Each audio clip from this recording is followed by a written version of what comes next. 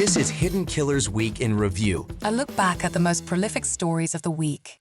Is Hidden Killers Live with Tony Brueski, Stacey Cole, and Todd Michaels. The tragic Charlie Kirk shooting wasn't a heat-of-the-moment crime. This was, according to prosecutors, a deliberate act. A long gun, a rooftop, a public figure in a crowded venue.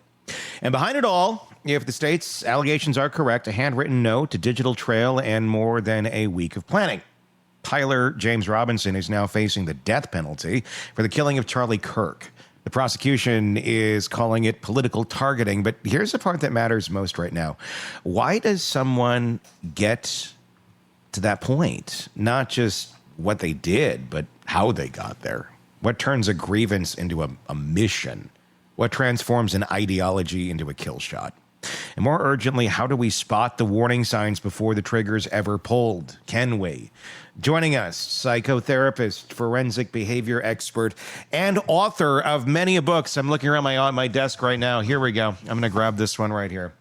The Minds of Mass Killers, probably most applicable to this conversation. Shavaun Scott, here to help us break down the psychology of targeted violence, obsession, leakage, and the quiet cues the rest of us keep missing.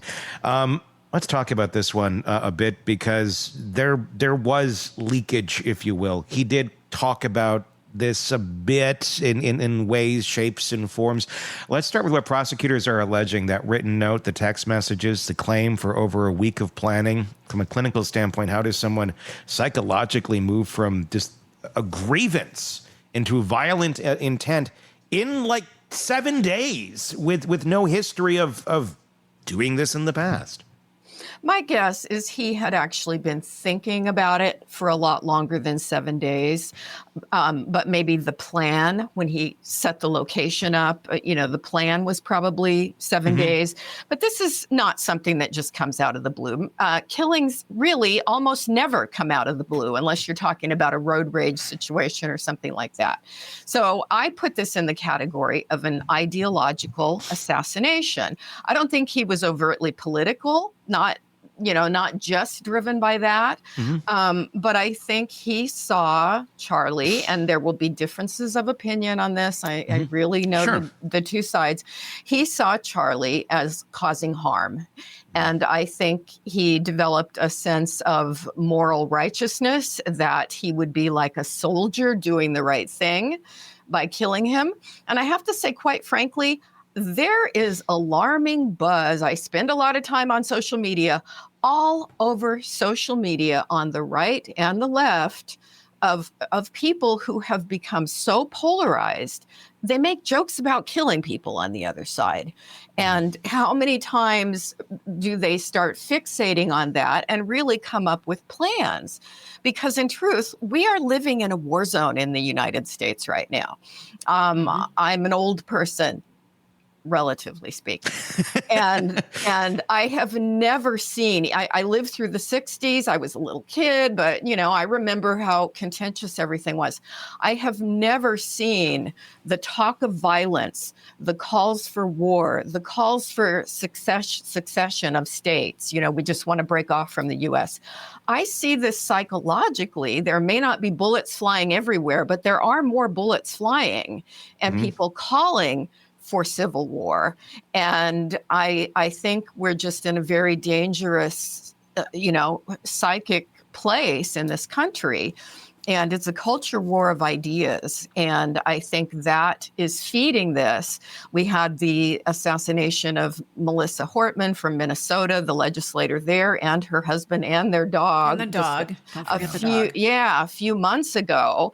I think we're going to be seeing more and more of these kind of things happen until we can turn the heat down in this country, if we can turn the heat down in this country. And that's a big question. I mean, that and the moral righteousness, that's what seems to be the justification that people who go this far stand behind. They believe they're doing something greater. They're doing something bigger. It's for a bigger, better cause. But is someone like this, Do you think he thought about his future at all? What was going through this guy's mind? Was he thinking, okay, I'm going to do this and I'm going to get away with it? Or am I going to be a hero and I'm going to somehow jury nullification's going to save me? Like we hear that word being thrown around with the assassination of the United Healthcare CEO and Luigi Mangione. What the hell? I mean, I get people having their moral righteous standpoints, and it's not super healthy no matter what side you're on, but to act and to do something like this with no seeming regard or is it ignorance of what the repercussions would be for you if you in fact go as far as this guy did? You know, I view this as a part of the adolescent brain because up to age 25, you've still got an adolescent kind of brain. Most parts of your brain are fully developed except for your prefrontal cortex, which makes you logical, which makes you think ahead, which makes you think about consequences. And the 18 to 24-year-olds commit a very large percentage of crime in this country, and everywhere. And it's because they're impulsive and they don't think things through. They don't think about consequences. That's why car insurance rates are so much higher for teenage boys. They're 23% of the arrests in the country are males between 18 to 24 years old. And that says something about the way their brains function. You know, they're not necessarily thinking consequences through very well. You know, and we talk about that a lot, where obviously that's physiology. That's something that we can't control the rate at which we develop. But can we control the rate at which we want to exercise it with younger people? Are we not doing enough of that? Are we doing too much of, well, it's not developed, so they're not going to do it? There's a lot of people who, you know, can clearly look a little bit down the road at that age and not make horrible choices.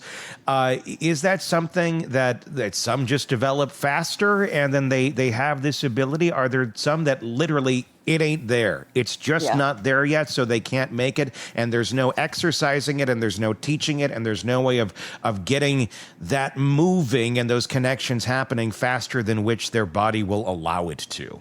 Yeah, I think most people who are well parented do better than those who aren't. But in all indications that we have at this point, he came from a nice family. He was well parented.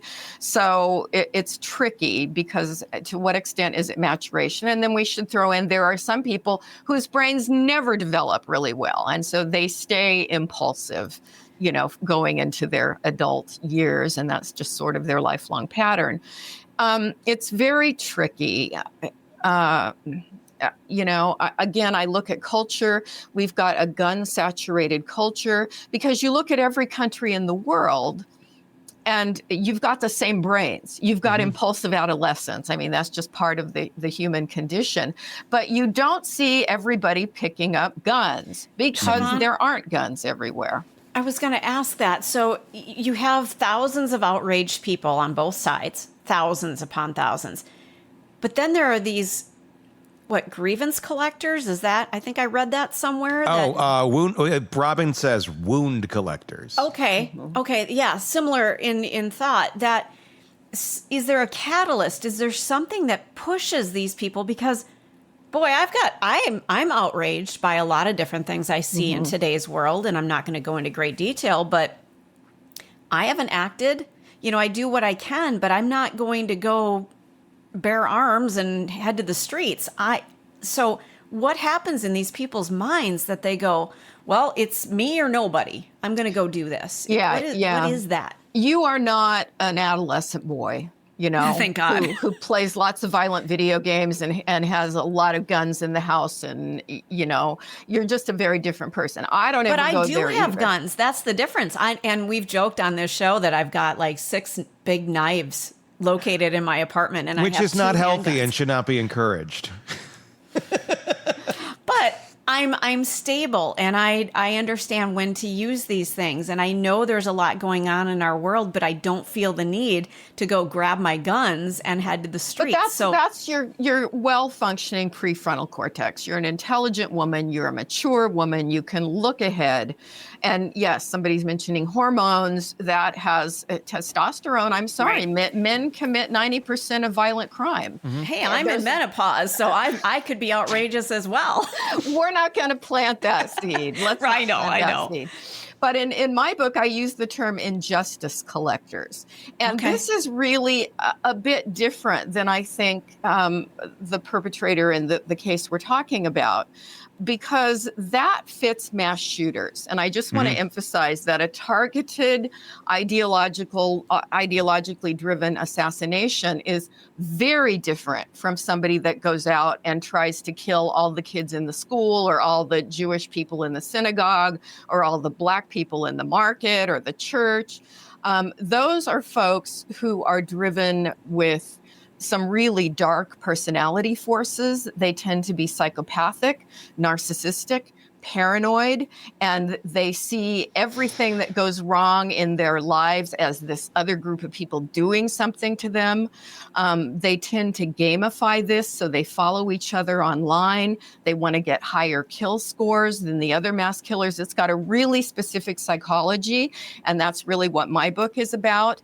And so an ideologically driven assassin is very different, because usually it's one issue and something that they feel this strong, this person is doing so much harm.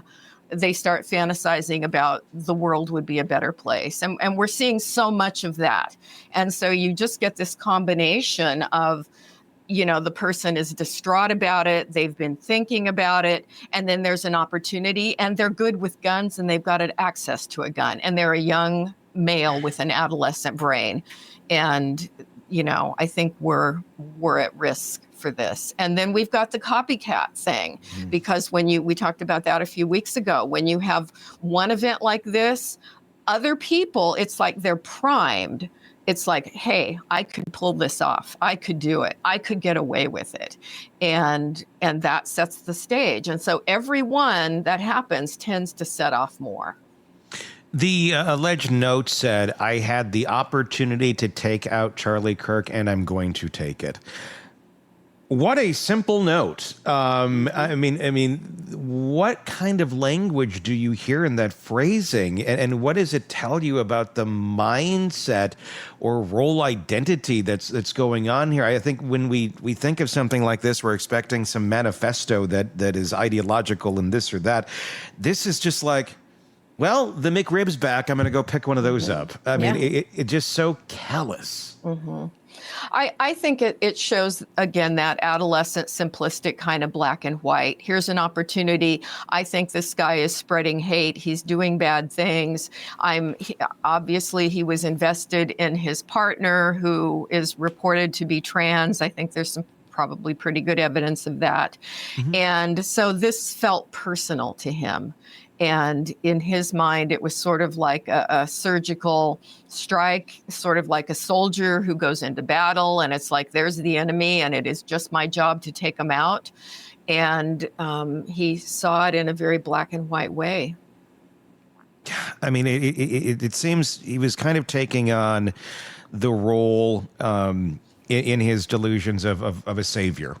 Very the much. way you're describing it. I mean, can you speak to the psychology behind role adoption and what pushes someone into that frame where they feel like, okay, if I don't do this, no one's going to do this. I must be the one that's called at this moment in time. I mean, what's going on in that mind that someone thinks, well, I'm the chosen one. I know he didn't use those sort of words, but you almost have to think in the back of his mind, he must be thinking something like that if he's going to go and take out or go and do something like this. Yeah, I think that's a little bit. I would not say there's any evidence that he has mental illness or a personality disorder, unlike mass killers who do have Either they're psychotic about 20% of the time, or they've got those personality traits, which really put them in the personality disorder category. I think in this case, it's just this sense of moral righteousness. I can make a difference here, and having the means, and yeah, a little bit of narcissistic thinking of, look, I'm going to do something really important.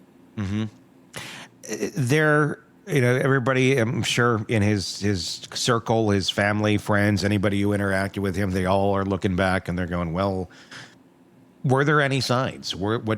And if there were signs, were they missed, or could they even be acted on? If somebody's of signaling or leaking out some of their feelings. I mean, you go to any gathering of human beings right now, and if the topic turns political, you're going to have some over here and some over there and some right here. And just because someone is disagreeing with you doesn't mean that they're going to go and do something like this. From a lot of accounts, he did express his distaste with Charlie Kirk. A lot of people have done that. Yeah. And there's only one that acted this way out of the gazillions that weren't fans of Charlie Kirk. So how does someone who's an observer, who's a family member, a friend, someone around this guy, and I'm not just speaking of this case alone, but in general, the world we're in right now, how does anyone know what is a signal from someone that is truly a signal of alarm versus they have a difference of opinion? This is a really hard one in this case because he was described as quiet, intelligent. His friends in the gaming world on Discord found him very affable. He was not doing a lot of ranting about violence. And for the mass killers who've really got the personality disorders, often there's months or even years of leakage where they're writing about murder, where, if they're in the psychopathic category, they have a history of violence, they've killed animals as children.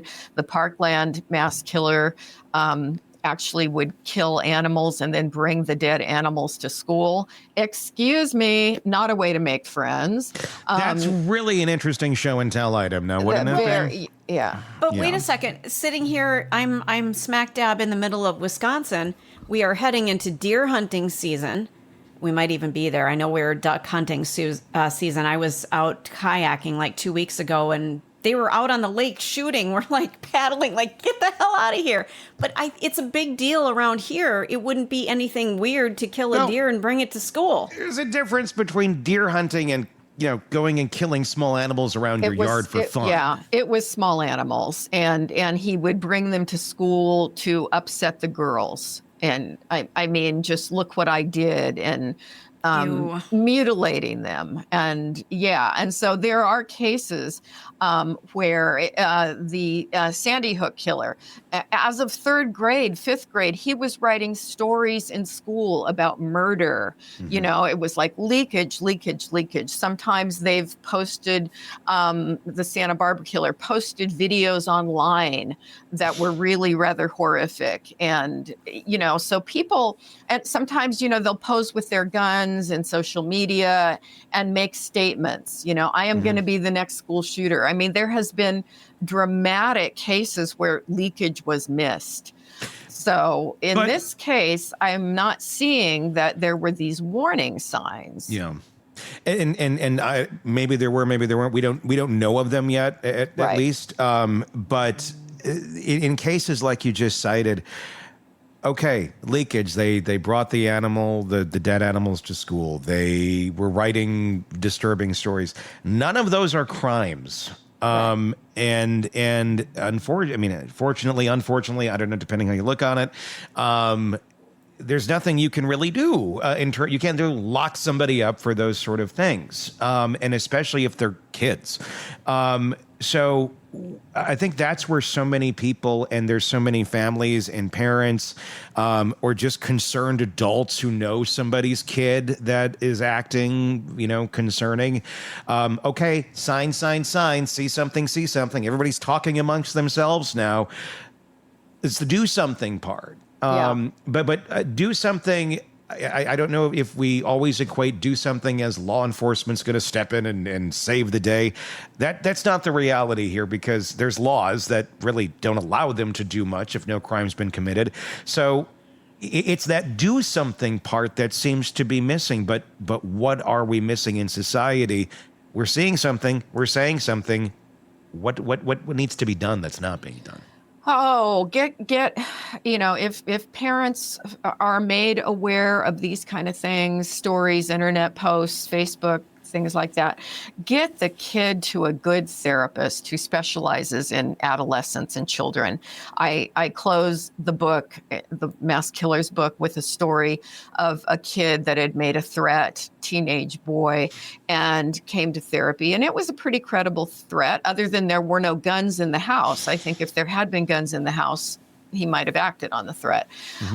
But he came to therapy. And so I sort of go through that story and how I worked with him.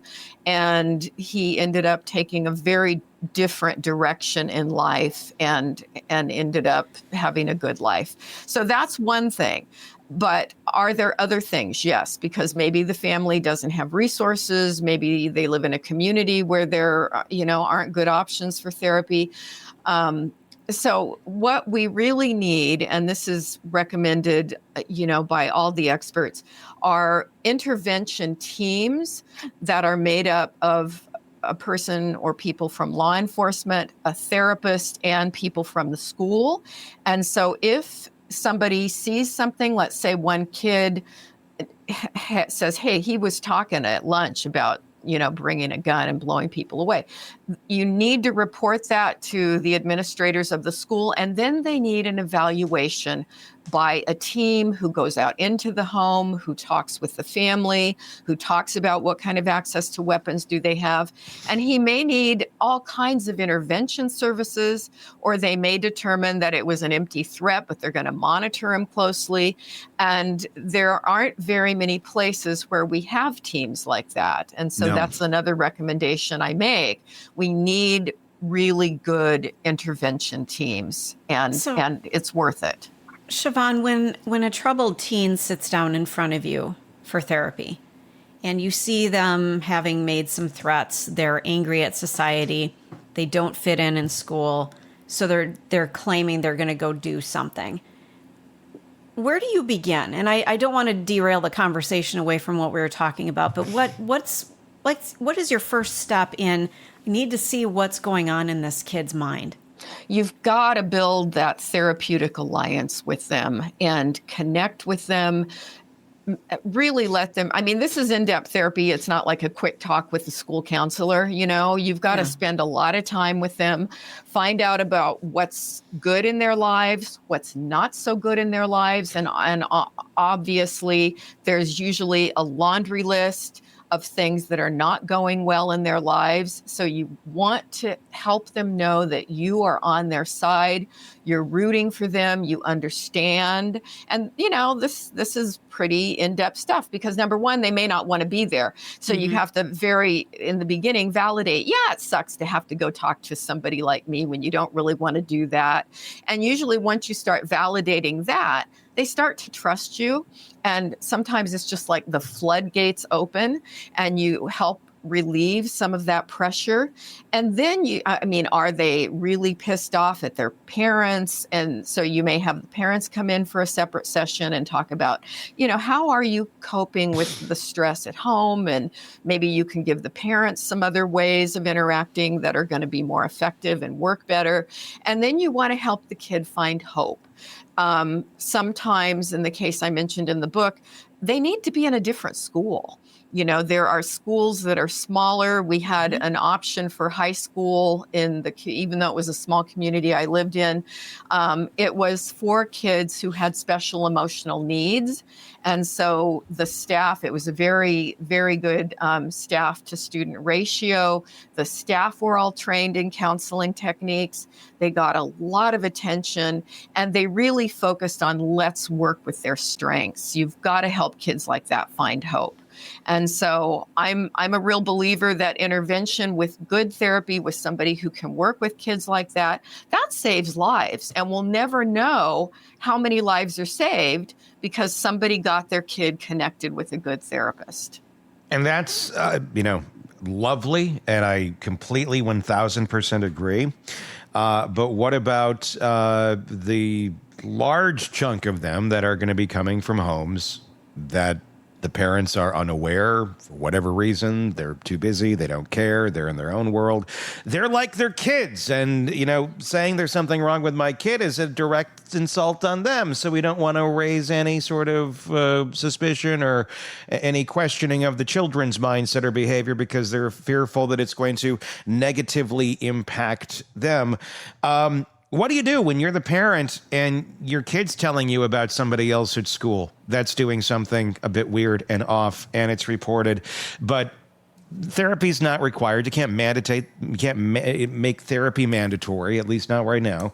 And these things just kind of fester. You can't, you don't want to pull your kid out of school.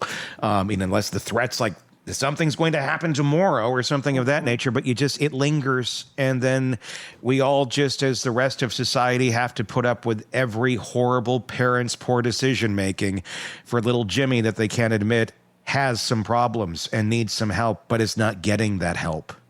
And another thing that happens, I last time I looked at data, it was only 30% of the schools had an embedded mental health counselor, not just an academic counselor, but a mental health counselor in school. And sometimes you can get kids care that way. Of course, my bias is we need an embedded mental health counselor in every school. In every classroom. Because the reality is, okay, great, you have one in your school for how many hundreds of children? Right. Right.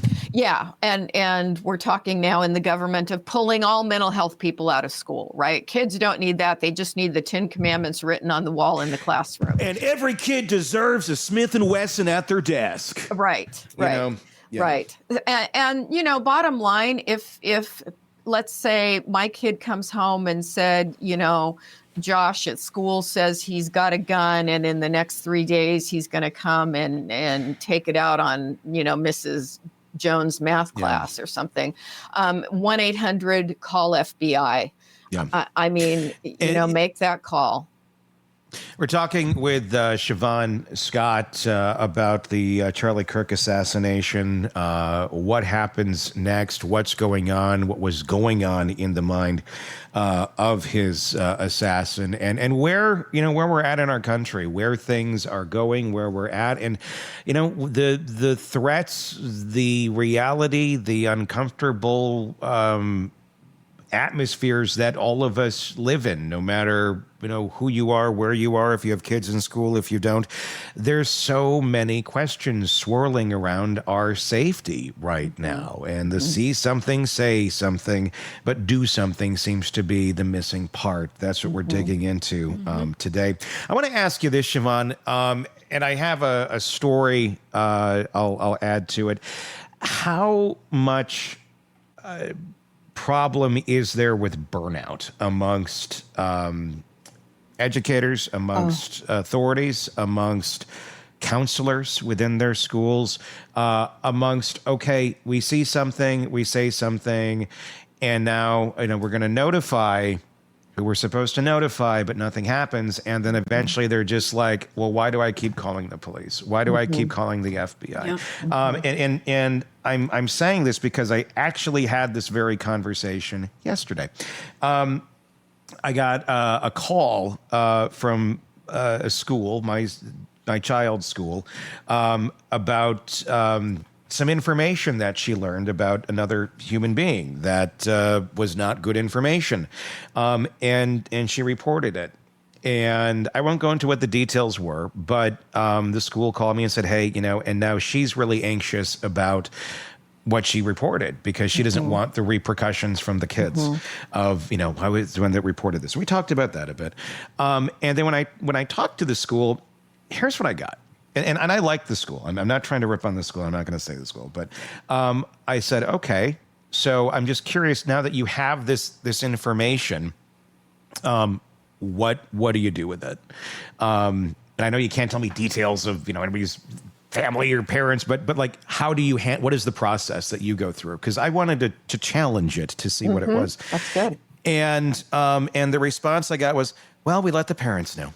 Oh, And then I said, okay, and that's a wild card. and I said, so are you're relying on those parents of these kids that are already making these horrible decisions. And again, look, you can be a great parent and your kid can make horrible decisions. I'm not saying that. But we just got to consider the source of where these things are coming from. And you're relying on them to then make the right choice or like to do what is needed to tamper this down and stop this. Well, we can't judge. We can't judge the parents. I said, you can and you can't. I know what you're saying. I know legally you can't judge, blah, blah, blah, blah. But I said, okay, answer me this. You're a mandatory reporter, right? Yes. I said, okay, I work in true crime every day.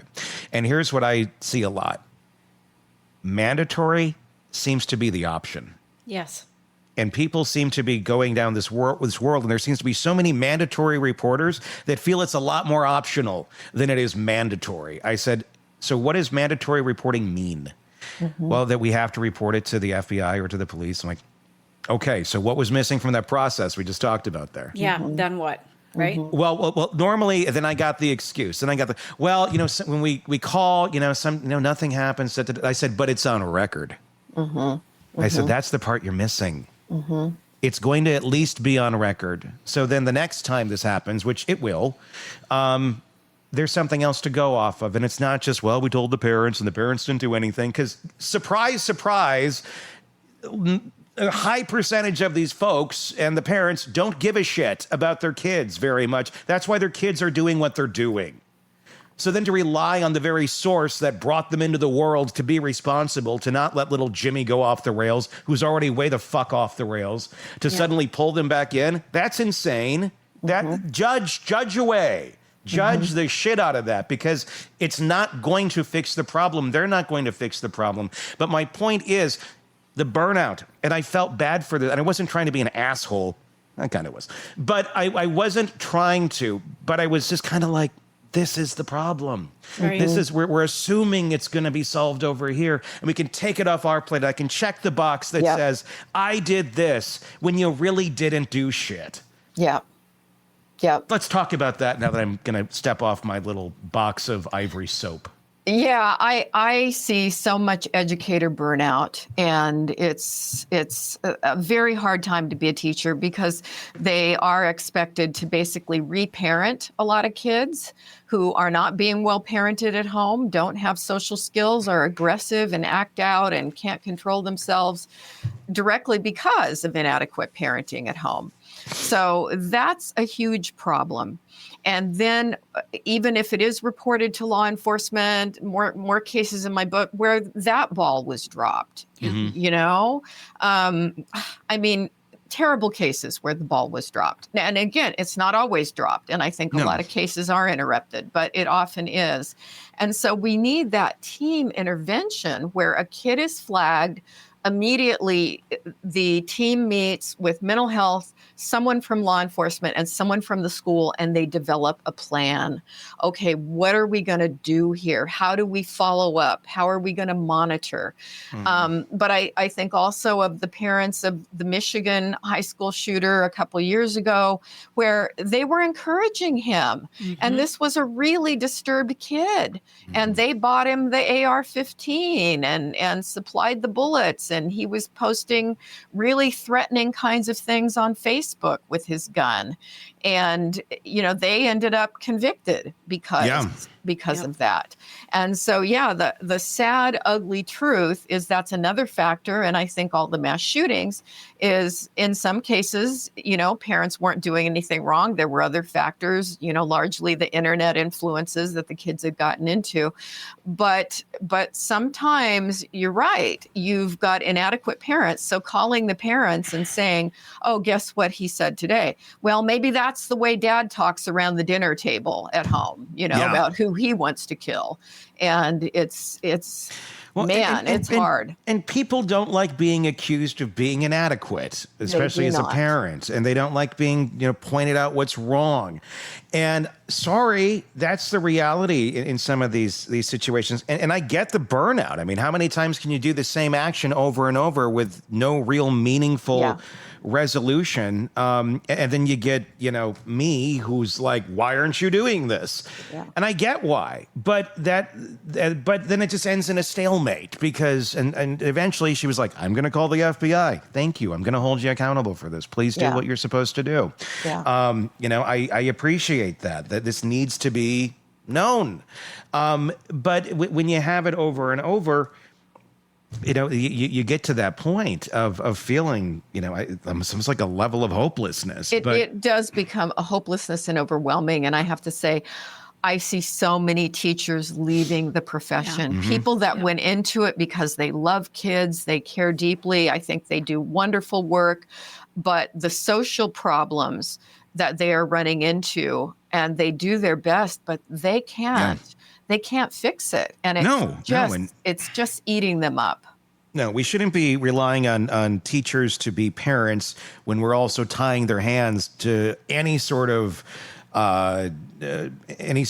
parental or any sort of directional skills that they should be giving children, but they can't because, well, you don't want to hurt their feelings too, because the second that happens, then it's the teacher's fault. And then they just give up. They're like, I'm going to check the boxes. I'm going to do this until I'm going to collect my pension and get the hell out of Dodge. Mm-hmm. And that seems to be the attitude of so many teachers right now. And I see it firsthand. I'm friends. I'm very close with many, and that are my age that got into the profession and now they're only in their 40s. They're not going to retire. They're not going to be, the 60-year-old teacher someday that's like, I did my whole, life and this is great. They're like, I'm out. Yeah, they're going to Starbucks. It's just easier. I can't deal with this for my own well-being.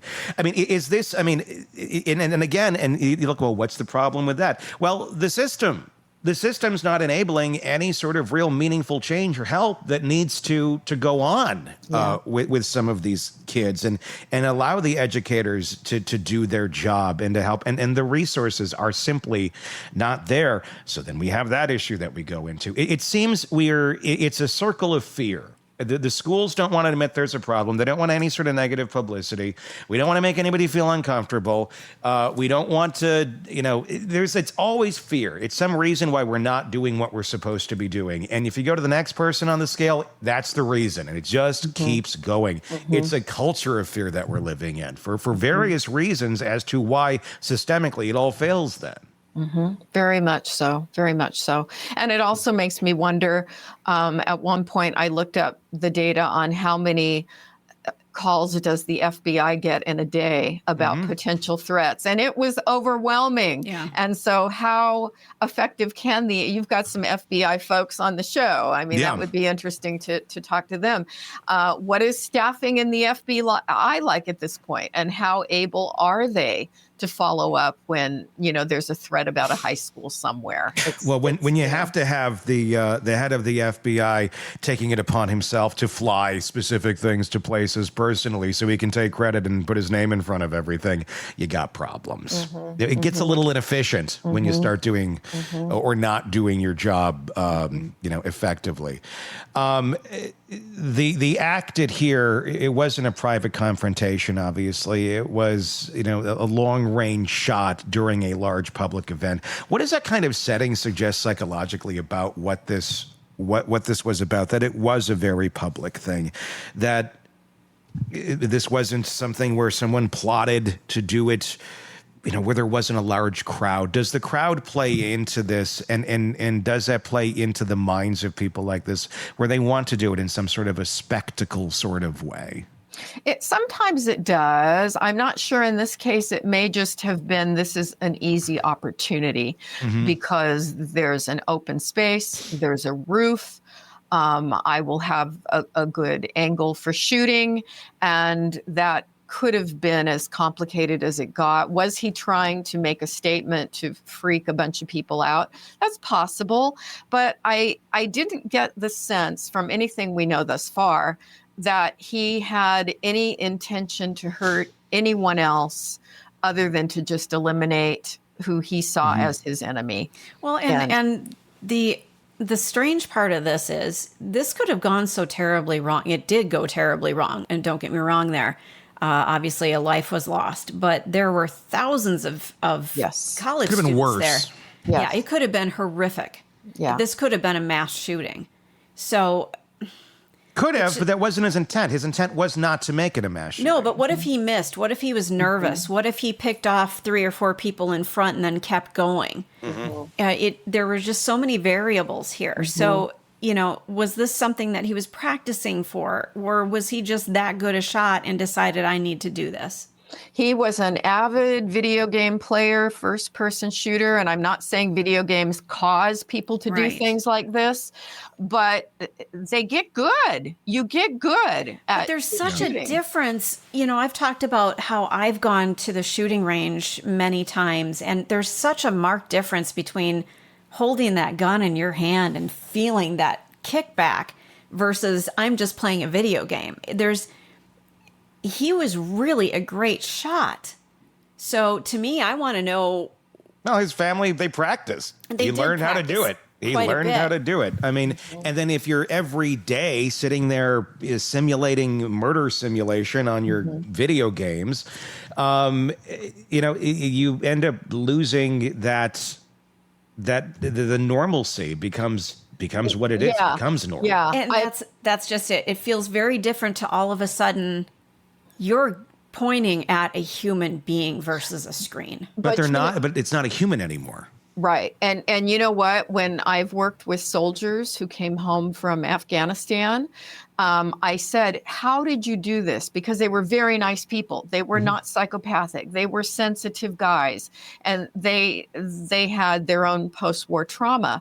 But I said, what was it like for you to be a sniper and to be taking a human life? And they said, I pretended I was playing a video game, because I was a gamer, and that's where I just went. I had to hit the target, hit the target, hit the target.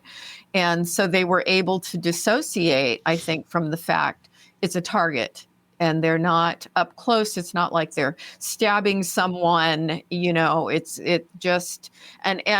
same thing with the people who use drones. It's very much like a video game. I've talked to them because they will assassinate at remote distances with a drone. And so it's that desensitization process that they go through. And it looks just like a video game on a drone. Yeah, it does. Yeah. Yeah, I mean it's identical. I mean, and if you can get into that mindset, and then you get so desensitized to reality.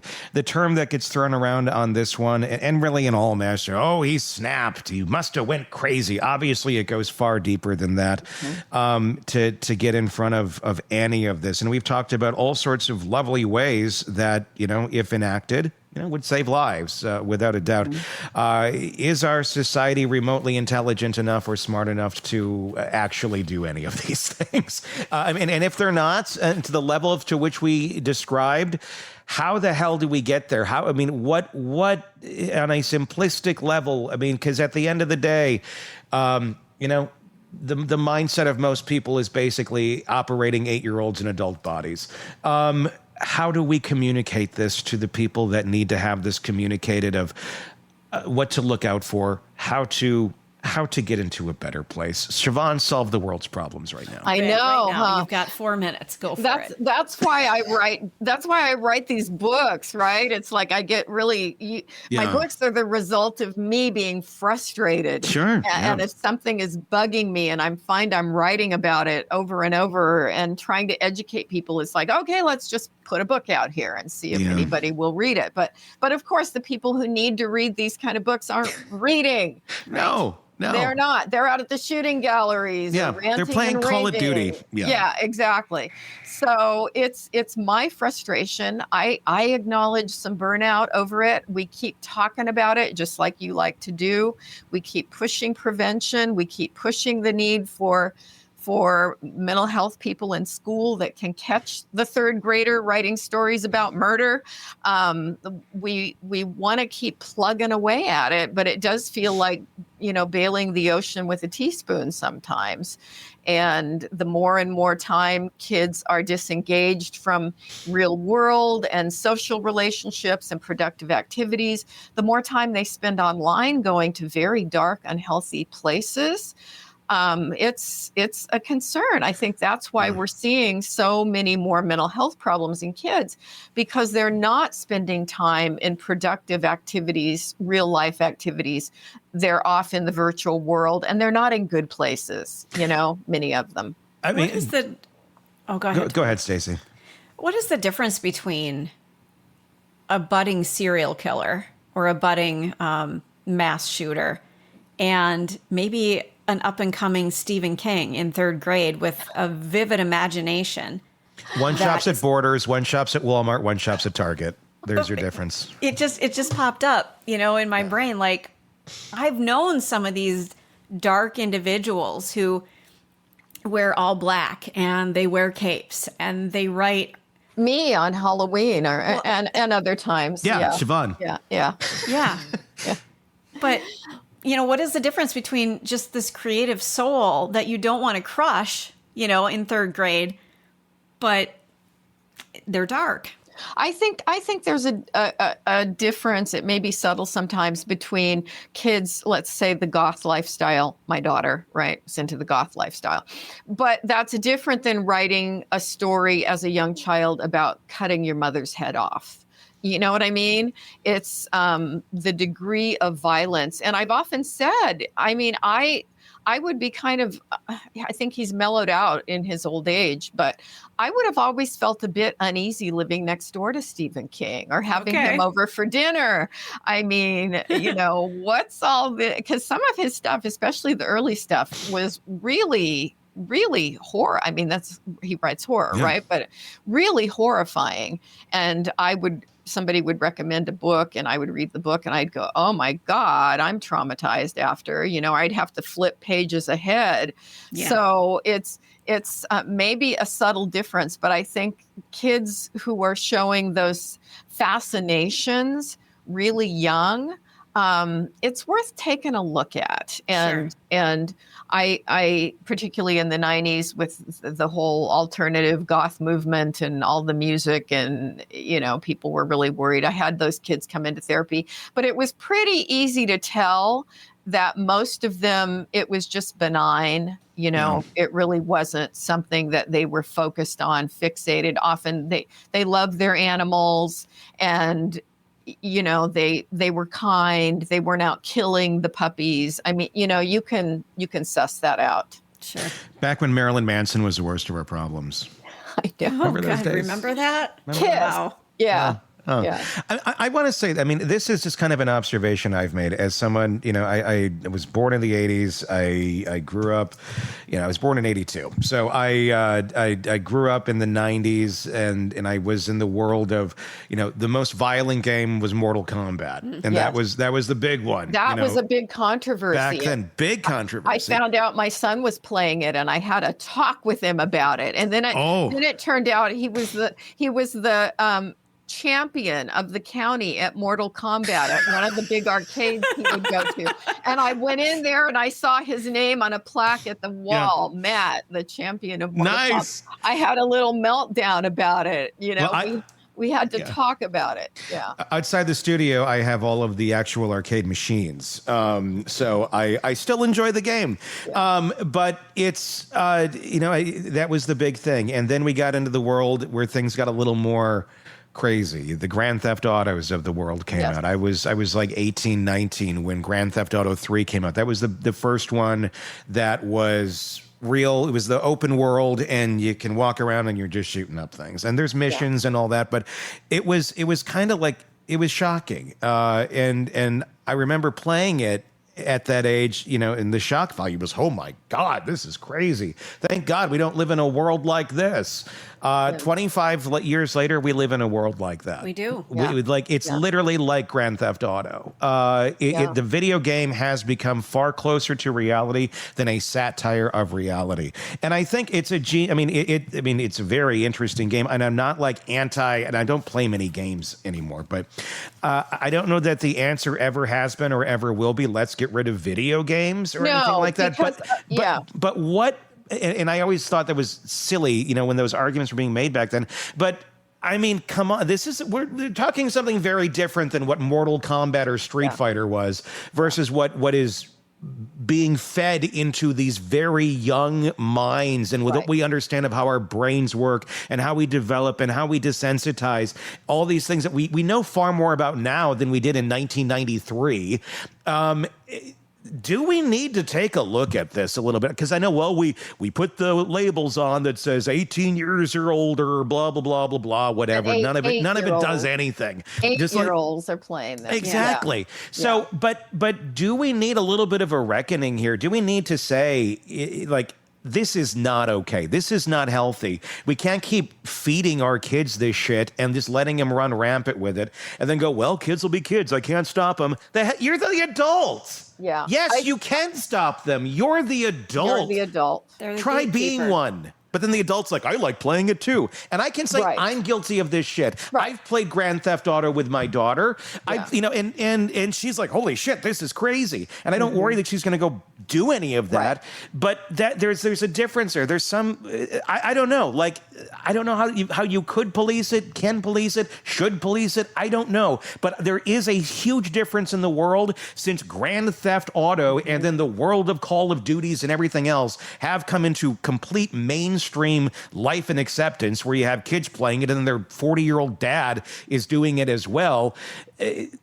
We're in a very different place since we've started murder simulating in our living rooms on a daily basis. And that's the perfect way to put it. It's murder simulation, one of the most horrifying games, because I did a book on video game addiction, and I used to do a lot of game research, including playing them with my sons. Yeah. And the most horrifying one I saw was created in Japan, and it was a very graphic game where the goal was to rape. Jesus. And explicit and very sexualized. We thought our games were bad here. And, you could get it here. Oh, God. Yeah. And probably still can. So I won't name the game. But you consider 8-year-old, 9-year-olds, 10-year-olds playing rape simulations, not to mention murder simulations. And so when we look at turning down the heat in our culture politically, trying to find more common ground, get people to stop thinking with such extremist ideology, and giving our kids more pro-social positive activities, because it also has a lot to do with the amount of hours they're spending on games versus doing productive activities in the real world where they're making friends and playing sports, doing scouts, things that are healthier for them. Because a lot of these kids that have done mass shootings, they're playing violent games all the time. Yeah. And so it's not necessarily that they're playing a violent game, but it's the amount of time they're playing. And some of them have used the games as rehearsals. So they play in a qualitatively different way.